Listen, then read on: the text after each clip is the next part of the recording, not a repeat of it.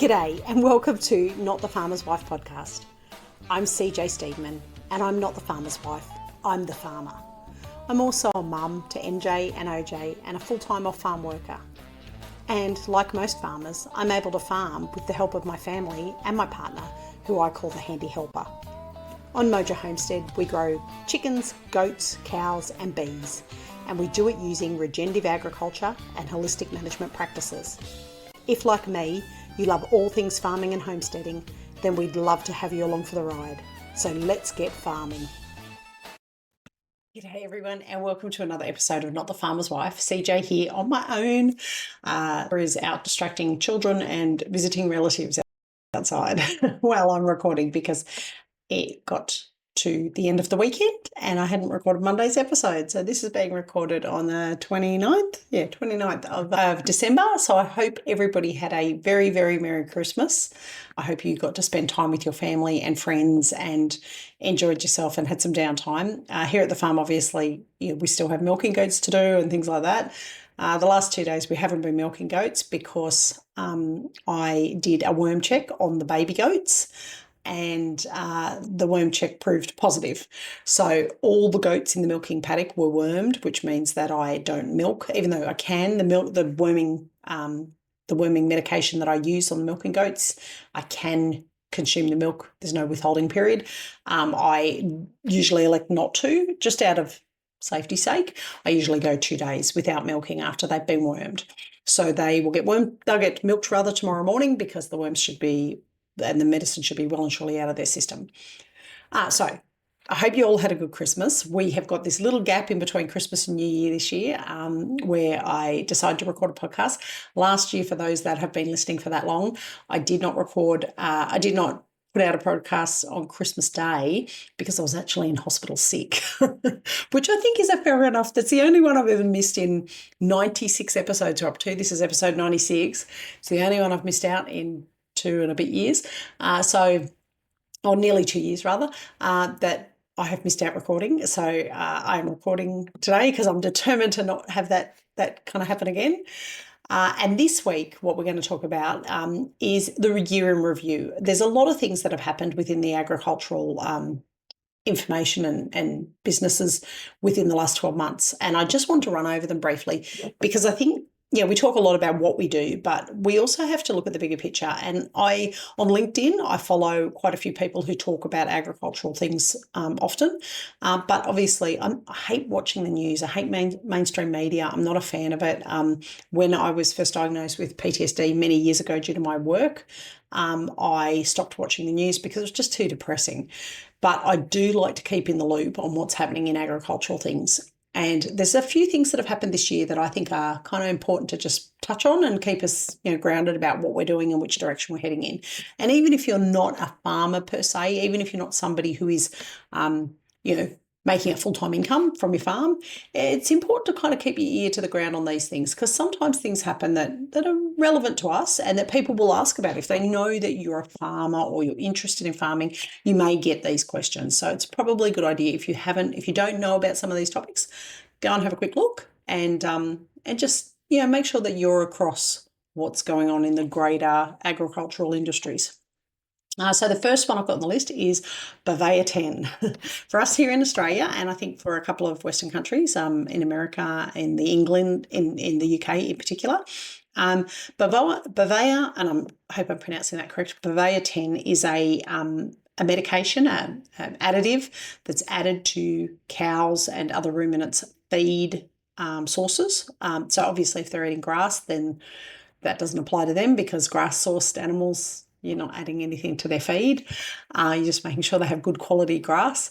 But Bovaer 10 is a feed additive that's given to feedlot cattle primarily. So dairy cattle that would be not on pasture. Here in Australia, we have a lot of dairy cattle that are on pasture, but dairy cattle that are not on pasture, dairy goats that are not on pasture, beef cattle that are in feedlot situations where they're being fed pellets or chaff of some kind of feed to finish them off, so grain finished off beef. Bovaer 10 came out as a feed additive that will reduce the amount of methane in, and this is important, in a cow's burp, not in their fart, because their farts are not the issue, it's their burping.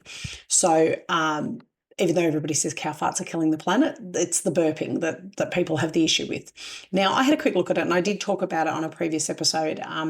Bovaer 10, look, the fact that we have to add a feed additive to stop cows burping, but we still have multi-billionaires flying private jets from point A to point B rather than using a train or some other more sustainable source of transport. I think that says a lot about where our society is at the moment. If you are more worried about a cow's burp than you are about the fact that, you go to some of these environmental summits and everybody flies in a private jet, I think you probably need to have a long, hard look at yourself. I don't think Bovaer 10's the answer. And the idea of adding another additive or another feed, another substance or medicine to animals' food that we are then going to consume their byproducts bothers me just a little bit. Full disclosure, I had all my COVID shots. I had to for work.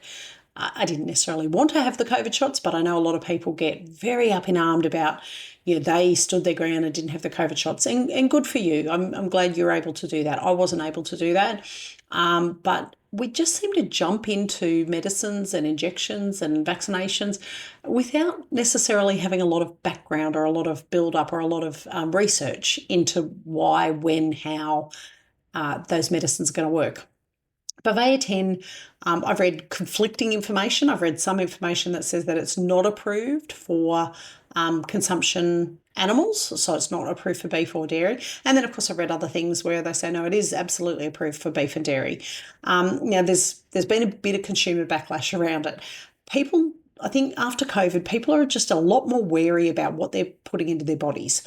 And some people have come back and said, well, no, hang on a sec, we don't have enough information on Bovaer 10. There is some indication that it causes sterility in beef cattle, which I was able to find that somewhere in a science journal, that it does cause some sterility issues. So they can't breed with animals that have had high levels of Bovaer 10. It can make the bulls sterile. So that bit I was able to find, but it really hasn't been around long enough to have any long-term effect knowledge. And so there was a bit of backlash on social media where people said, what companies are using Bovaer 10 in their feedlots, what companies are using Bovaer 10 to supplement their animals, and consumers stopped buying the products. So Lupric butter I had on my list. Overseas, retailers like outside of Australia, retailers like Morrison's, Tesco, and here in Australia, Aldi, were all being kind of hassled about whether or not they had Bovaer 10 in their consumable products. Aldi have just this week come out and said that they do not, that where they're sourcing their milk supplies from, they're not animals that are being fed Bovaer 10. But I saw over the last couple of weeks, I've seen images of Lupric butter literally being sold at like 10 cents a tub because the supermarkets couldn't move them. People just rebelled and said, no, I don't want to eat food that has an additive in it that is untested or unknown what the long-term effects will be. So it was interesting to see that. I think Arla Foods was the main one that announced the trial that they were using Bovaer 10, particularly in the UK. So that was big in the news, and I kind of get where it's coming from. We have a lot of additives. Like I said, we've just wormed our paddock of milky goats, and I've given them 2 days off milking because I don't like to consume the milk from them up to 2 days after they've been milked. Now, on the back of the worming medicine bottle, it says there's nil withholding period for milking. That's fine. That's been tested over years. I'm going to say that's good. I just don't feel comfortable milking them and feeding that milk to my kids when the worming medication has gone through them. As I've said before, we don't vaccinate animals that are not leaving the farm. So if an animal is going to be grown here and butchered here and consumed here, we don't vaccinate. And the reason that we don't do that is because in my mind, we have run a pretty clean farm and there's no need to vaccinate. I have got animals that are going to their forever homes as pets. I've got two baby goats going to a lovely friend of mine, Michelle, who has just bought a property after retiring. And those goats will be vaccinated before they go, because they're going to be moving into an area that I can't guarantee their safety, and I can't guarantee that they won't be exposed to other illnesses. Now, both of those are wethers.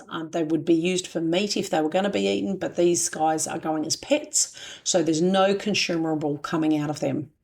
So from that perspective, I have no problem vaccinating them because it's in their best interest to stay safe and healthy. And I don't want, my friend to have to deal with any kind of health issues down the track. But people are starting to question what goes into their food. And it's interesting to see this Bovaer 10 backlash was huge. There was milk products being left on the shelf, butter products being left on the shelf. There were people saying they were going to boycott Coles. Excuse me. They're going to boycott Coles because Coles said, we are sourcing meat from farms that are trialling Bovaer 10. And so people said, well, we're not buying meat from there. And we've stopped buying meat from Coles. We go to our local butcher who sources direct from the farm.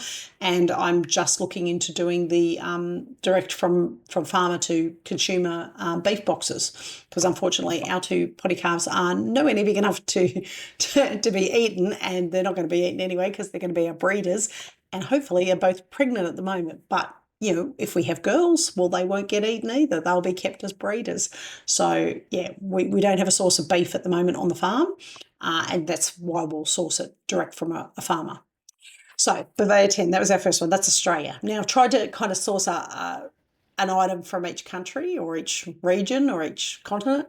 So the next one is the European farmers' protests. Now, you would have to have had your head in a rock, under a rock, to not know that this was going on. Over in the EU, there has been some changes to the way tax implications are coming forward towards farmers. And particularly the countries of France, Germany and Poland, there has been significant protests. And when I say significant protests, they have been dumping manure on Parliament steps. They've been blockading roads with tractors. What was the other thing they did? They sprayed something. They were spraying something. I think it was liquid manure on something. It's pretty full on. But I think it's really important that these farmers have an ability to voice their protest about what the government of their country is doing to them, or the government of the EU is doing to them. And, things like changing the environmental restrictions and regulations. They haven't done it in conjunction with the farmers. They've just gone ahead and done it based on probably, I want to say, I don't want to be nasty, but I'm going to be some fuckwit sitting in an office with a pen and a paper who's never worked a farm, never dealt with livestock, never actually experienced farm life, but they've sat in an office somewhere and made regulations about environmental controls. Now, you all know that I tend to not believe the climate change hype that gets bandied about. Well, I think there are environmental issues that farmers well and truly need to be aware of. I don't think a cow burp is going to change the environment that we live in. I think there are other things, far bigger fish to fry than a cow burp. So these environmental regulations were done without any kind of consultation with the farmers involved, without the industries being involved. It was done by environmentalists who possibly, I could be wrong, they could have lived on a farm, they could have grown up a farm, they could be farmers themselves. I highly doubt it, given the way the regulations were put in. Those regulations have been done without any consultation. And the farmers are upset about it, and I really don't blame them. It's their livelihood and their ability to produce food to feed the masses that we're talking about, and putting regulations and restrictions in place that would prevent them from being able to do that. I don't know what they were thinking, but they weren't thinking very far ahead. And I say it all the time. You guys have heard me say it. Without farmers, we would be hungry, naked and sober. And they're probably the three things that we absolutely need not to be.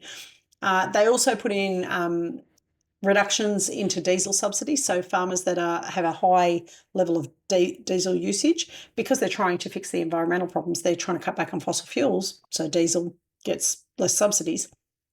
Now, that's all well and good, except that how else are these farmers supposed to do it? Anybody that knows anything about electric batteries and solar, and certainly we're off grid here, so I know a bit about batteries. There is a balance between what is effective and what isn't effective. And, for us living solar and off grid, I don't really think we're helping the environment that much. It's easy for us because we don't have a quarterly bill of electricity coming in, but somebody still has to mine the products to make the batteries that hold our power. Somebody still has to mine the products that make the solar panels that capture our solar power so that we can store it in our batteries. And those things still have to get processed and manufactured. So it's not a fix-all situation going off-grid, going electric, going wind-powered. We've got a wind turbine. It's currently broken because the brakes stopped working on it, and we felt like we were about to all lose our heads when the fan was going around and about to fly off it. It was going so quick one day that the handy helper had to get up and literally physically break it and then take the panels off. Anyway, it's not a fix-all. Diesel and fossil fuels and mining are going to be around for eternity, and until we find a suitable replacement, and solar is not yet the suitable replacement, we need to find a better source of storing the power in batteries than what we currently have if we want it to be a replacement. Until we find a suitable replacement, using fossil fuels is a necessary evil. So cancelling the subsidies in order to try and get them to use less is not going to be that great for the environment until we come up with that really suitable alternative. On a side note, if any of you are interested in seeing a little bit about fossil fuels and the oil industry, there is a new Taylor Sheridan series out called Landman that the handy helper and I have just started watching. And there's some really, really important and valid points made in that series. It's not for the faint-hearted. There's a few scenes in there where we kind of go sit there and go, shit, it's a bit like Yellowstone. But if you are interested in that kind of thing about the oil industry, I would recommend you watch it. I kind of get the impression that they've gone direct to the sources to get some of this information, and they're coming back with some really good info. So it's interesting to see. The EU also did some things with trade agreements, and that is where the farmers really, really got upset. So what they're essentially doing is buying grain and farming products from countries at a lower rate that are not EU countries. So bringing them in through North Africa and the Ukraine. The Ukraine is the wheat belt of Europe. It was always a country that produced a lot of grain, a lot of food sources, but they're getting product from there cheaper than they're getting them from France, Germany, Poland, Italy, places like that. So I think the Scandinavian countries too. So up Denmark, Sweden, that kind of area, they've also copped it as well. So the farmers were up in arms because why are we producing all this food and you're buying it cheap from some other country and not buying it from us? Taking all that into account, you kind of can't blame the farmers. Their protests have been extreme, but maybe extreme is what was needed to get somebody to sit up and listen. And certainly the video footage that I've seen, the protests have been going on since December 2023, so all this year. And they're blocking roads. They've got kids out with signs. The whole family is involved because in most cases in the EU, a lot of these farms are family owned and run farms. So it is a family that's suffering, not a corporation. Until they start looking at the agricultural policies, and I don't know when that will happen. Certainly in Australia, if you look at the Labor perspective versus Liberal perspective, which are our two political parties, our main political parties, so Labor would be like the Democrats in the US and Liberal would be like the Republicans in the US. And certainly looking at those, Labor so the Democrat side is very anti-farming. They're very, very green in their versions of government. So there's lots of restrictions that they bring in that I believe when the Democrats were in the States, they also brought in similar kind of regulations and restrictions. Now that the Republican Party is going to be sworn in January in the US, I'm kind of waiting with bated breath to see how we go with things like raw milk and stuff like that, because I'm hoping that that might have some kind of, what happens in the US usually has some reflection then in Australia, where people start to talk about it more and it becomes more popular in the news media. So it may get more discussed. And if what gets discussed sometimes gets changed. So it could be a good thing for us. So the next one I want to talk about, and this is only going to be probably a short episode this week, because it's Christmas and, you're probably not driving to work this week. The next one is the UK's proposed tractor tax. Now, I didn't know what it was about. I knew they were protesting. I knew there were some issues. So I went and had a look and had a read, because I was like, what are they talking about tractor tax? Are they going to, like, if you own a tractor, you have to pay more tax or something? Or is it diesel tax? Or, what's the story? No. It is inheritance tax we're talking about. And inheritance tax has always been something that really kind of throws me, because here in Australia, and certainly from a farming perspective, here in Australia, we pay income tax, we pay sales tax, that's GST, that's built into our product prices, unless there's certain products that are GST exempt. But so it's like a sales tax version for the states. But then you pay tax on everything else. You pay tax on your car, you pay tax on land tax, you pay rates. Everything seems to be taxed. And then you go inheritance tax, and I sit there and go, what the fuck? Like, you die and you want to leave property to your family and you have to pay tax on that? Like, talk about, what they used to say, there's only two things that are sure in life: tax and death. Or death and taxes. It seems a bit nasty to me to suddenly, you've died and you're passing everything on to your family. Well, we're going to slap you with inheritance tax as well. But that's what they're doing. Now, I had a look at the stats, and I think I know why the UK are doing it, because there's money in it.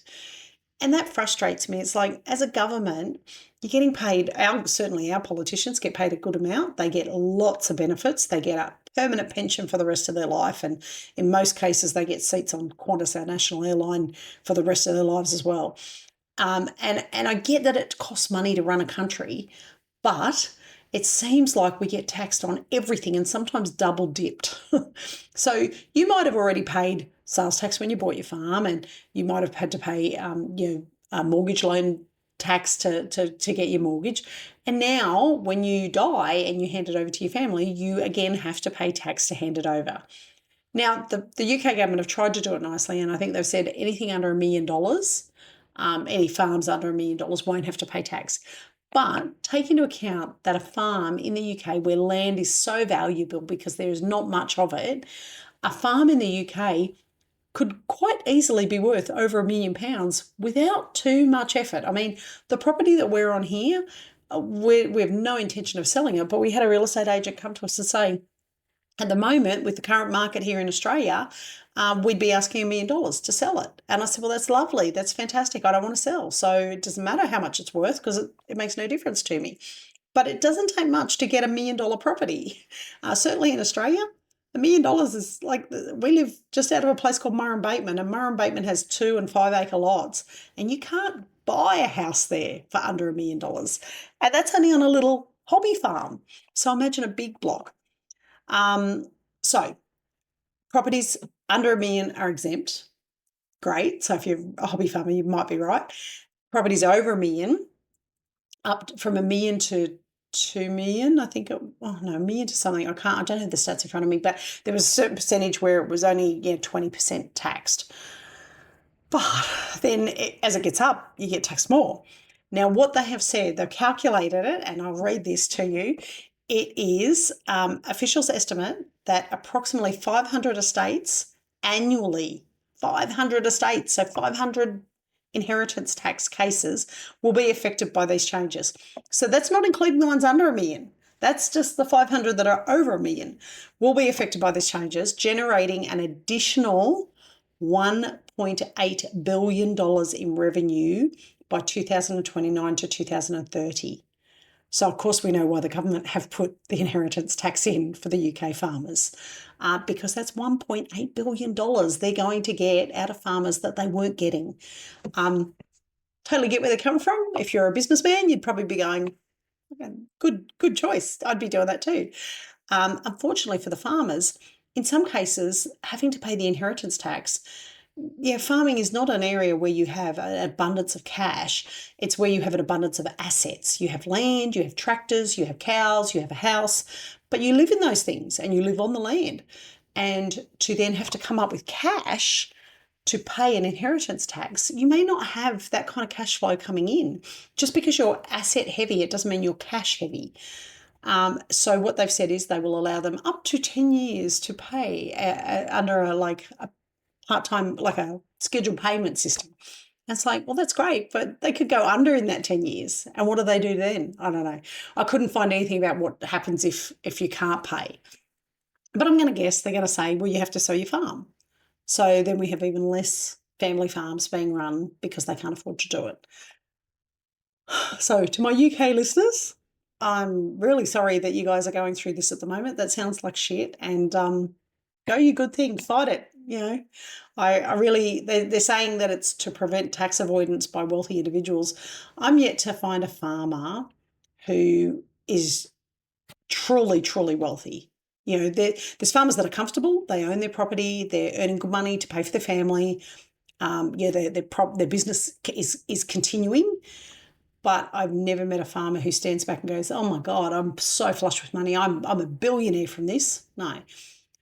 Bill Gates is a billionaire and he's a farmer, but he doesn't actually farm. He makes lab meat. So, a real farmer is not going to be a truly wealthy individual. We just don't get paid enough. So the next one I wanted to talk about was the Amish Farm Raids in the US. Now, I found this really interesting because it was centered a lot around raw milk products and meat products. And the Amish, I travelled through Pennsylvania when I was in the States a few years back, and it was my favourite area of the US. I would go back there at the drop of a hat. I loved it. And the place where one of the farms was raided was a place called Bird in Hand. And I actually travelled through Bird in Hand while I was in the States. A beautiful, beautiful area. The Amish people are amazing what they do with their farms. The food quality is second to none. Like if I could make food quality like that here on my farm, I would be happy as. We went to an Amish restaurant where it was all locally grown food, locally prepared by the women that work there. And honestly, I think the handy helper sat there and ate the sweet corn and he looked at me and said, I've never tasted corn like this. And it was true. The food was just phenomenal. Now, Amish have their own system of working things. They always have. They have their own area in the US. I am not completely across their belief system or their what they can and can't do. I know that in a lot of cases they don't use technology, they don't have mobile phones. When I was there, I did see some with mobile phones, but my understanding is that that's become a bit more accepted, a bit more tolerated in the last couple of years, more around the fact that some of them run businesses.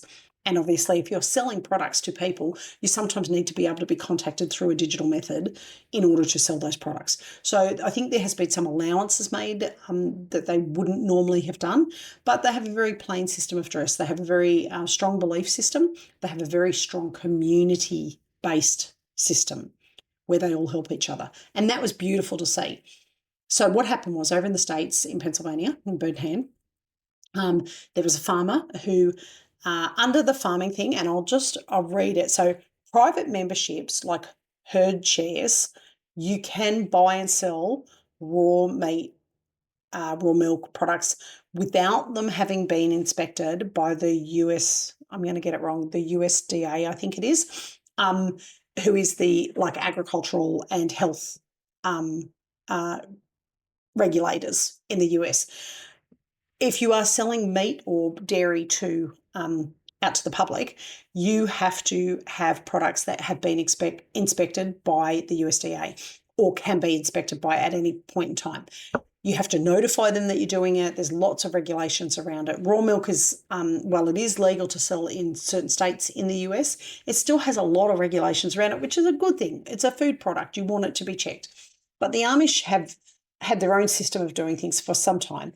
And through private memberships like herd shares. I think sometimes in the US they're called CSAs as well, where they're community kind of, it's a community farm. They grow it. You pre-purchase a box out of that farm. So it's like a herd share system where you go, I'm going to pre-purchase a section of land and I want produce from that section of land. You then get that product. When it's done like that, it doesn't have to be inspected. When it's sold to people who are not part of the herd share arrangement, it has to be inspected. My understanding is the Amish farm wasn't having it inspected by the USDA.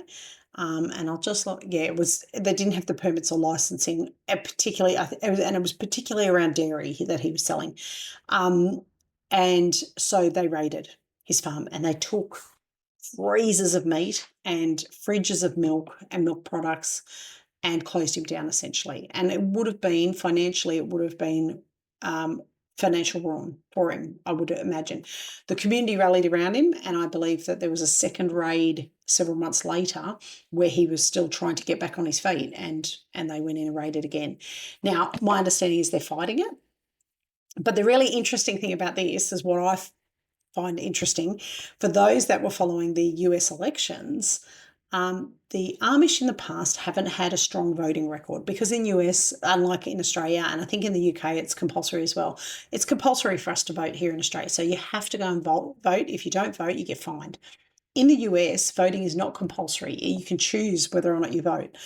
And in the past, the Amish have not come out in vast numbers to vote.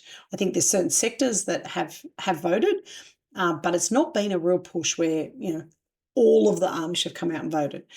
And certainly after these raids, which were done under the Democratic government over there, I think there was some blame. Certainly on some of the chits and chats that I was on, there was a bit of blame bandied about around the government targeting the Amish and not letting them do the things that they've been doing for 200, 300 years, however long they've been there.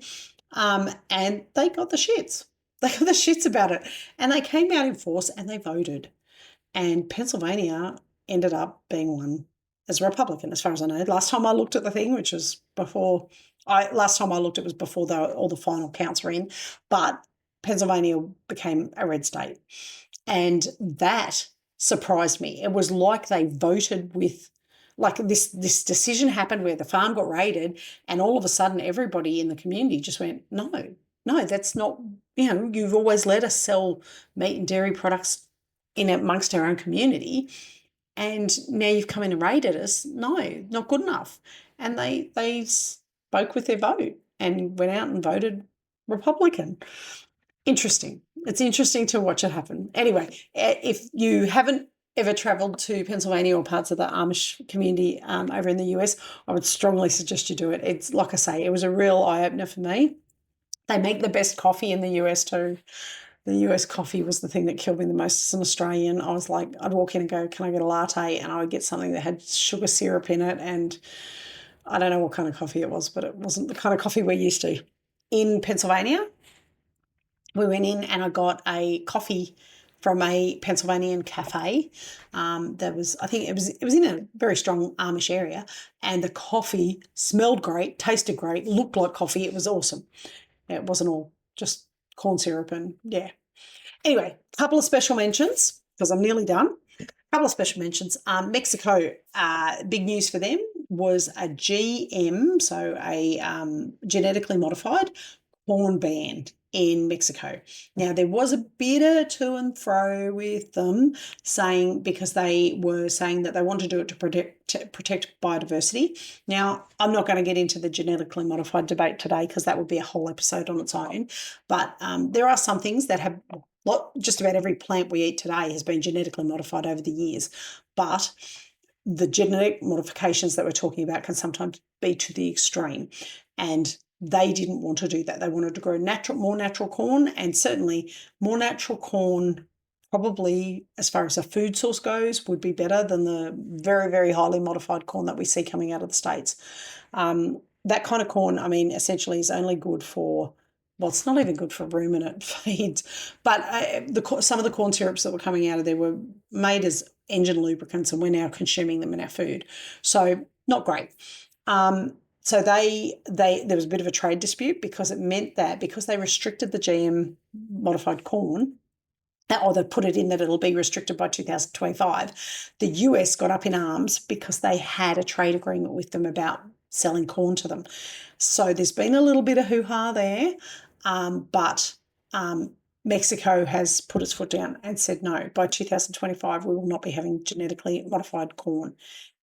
Take that with a bit of a grain of salt, only because we've already genetically modified it so much. It doesn't really matter. Now, last one, I think it's my last one. Yes, it is my last one, was the fake fertilizer scandal in Kenya. And I heard about this. I saw something come up. It was a little while ago. I saw something come up and then I was like, hang on, what? Like, Kenya obviously is a big farming community areas. They have in Africa, they have a lot of livestock production, but they also have a lot of plant production. And there was a scandal within the government, and it was the government that were doing it. So 7,000 odd farmers bought government subsidized and sanctioned fertilizer, only to discover that it was quarry dirt. And they put this fertilizer down because there's a lot of desertification in South Africa. And so they were adding this fertilizer to try and get their gardens to produce better quality fruit and vegetable. It turned out it was just quarry dirt in bags and they were selling it as fertilizer. It was subsidized, but somebody was getting a kickback in the government. The president, William Ruto, has come out and said these farmers will get their correct product and at no cost kind of thing, they'll look after it. But there was a couple of officials suspended over it. So obviously somebody was taking a kickback and going, I'm going to get this subsidized fertilizer kickback and we'll just sell them dirt and tell them it's fertilized. So they're the main stories that I was able to come across that have happened over 2024. I do like to keep in the loop and I would encourage you to do it too, particularly if it's specific to your industry. If you, I need another sip of water. If you're growing eggs, keep an eye on what's happening with eggs. That's how I view it. And so some of these things I kind of glance at and don't really pay attention to. The Amish Farm Raids, I was paying attention to those because I utilise raw meat products myself and raw dairy products. So it was interesting to see, but it was also interesting because I think it then affected the outcome of, and I don't know that it would have affected the outcome the other way. Certainly the way the votes seemed to go, it seemed like the Republicans were going to get in anyway. But Pennsylvania definitely gave them a big boost. Now, one thing I do want you to keep an eye on coming into 2025 is, if you haven't already, and I'm going to get his name wrong because I get it wrong every time, it's Robert F. Kennedy, who is he was running initially. He was running as a president-elect, I think they call it, in the US, and he pulled out of that and ended up aligning himself with Trump. Now, he is interesting because he has a background in environmental sciences. I think it's to do with waterways. He used to work in the waterways, catchment areas and things like that. And he has a very colourful past. He has some drug use in his past. I think he's up to his third wife. He comes from the Kennedy family, obviously, that are quite big in the US as far as politics go. But he has a background in environmental sciences. And he knows his stuff. There's a lot of things that he's been coming out with lately where he wants to change things. And I just want to leave you with one thing, is that watch that space to see how they go with their seed oil issue. And for those that don't think about it, seed oils are probably one of the biggest fuck-ups we've made into the human diet. Certainly, while I'm no scientist or dietitian, the correlation between poor health, obesity, and mental health issues, or not mental health issues, I don't want to say mental health issues, but they're ADHD, autism, things like that. The correlation between those and our use of seed oils instead of animal-based fats for cooking is through the roof.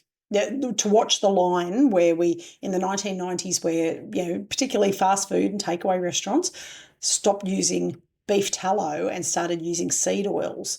And he's come out and talked about it, and he's saying he wants to change things so that he's able to restrict the use of seed oils and promote the use of beef tallow for cooking, particularly for takeaway.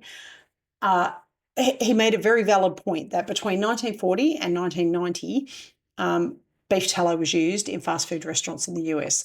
And fast food restaurants have always been part of the American culture. I think that's, nobody can argue that point. But from 1990 until now, when seed oils became the predominant source of oil in takeaway restaurants, is when we have seen the most significant increase in obesity, health issues, and your spectrum disorders like ADHD and autism. He wants to reverse that and see what happens. So he wants everybody to go back to beef tallow and see what happens. I tend to agree with him. I don't really want to eat something that was originally developed to be a car lubricant, an engine lubricant. So I would rather eat beef tallow because we've been eating it for years. It tastes good. It makes me feel good when I eat it. So that's the thing I think to watch in 2025. Also, keep an eye on the UK stuff and the EU stuff to see how we go with taxing for farmers. Because at the end of the day, remember, if without farmers, we are really, really screwed. You won't be eating, you won't be wearing clothes, and the worst, I think, is you won't be drinking anything. There'll be no vodka, no wine, no scotch without farmers growing the produce to make those things. So that's it for me. Came in under 40 minutes, just on 40 minutes now. I hope you have an amazing and great, fantastic, family-filled New Year's Eve. We probably won't be doing much for New Year's Eve. We tend not to because we still have to get up early in the morning and milk goats. But we will be having a good, quiet New Year's Eve. And hopefully 2025 is going to be the most amazing year for all of us. And we'll all get in and get farming and get growing and get eating real food for a change. Thank you so much for listening, because without you guys listening, there would be no point doing this. I see the numbers go up each week and I honestly just get so happy about it. If there's anything you want me to cover in 2025, I'm going to try and do some more interviews of people in 2025. But if there's anything else you want me to cover in 2025, send me a DM. Send me an email. You can find all my stuff on Mojo Homestead. Go and send me something and say, send me something on Spotify. If you're listening on Spotify, send me a message. I've had other messages in the past from people. Send me something and say, look, I'd really love it if you covered this. Even if it's not a topic that I'm familiar with, I will go and do the research on it because I love learning about that kind of stuff. Anyway, I'm going to go for a swim this afternoon and relax between now and New Year's Eve, and I will talk to you all next week. Bye for now. Thank you so much for listening. From all of us at Mojo Homestead, we really hope you've enjoyed this episode. If you did, I ask just one small favour.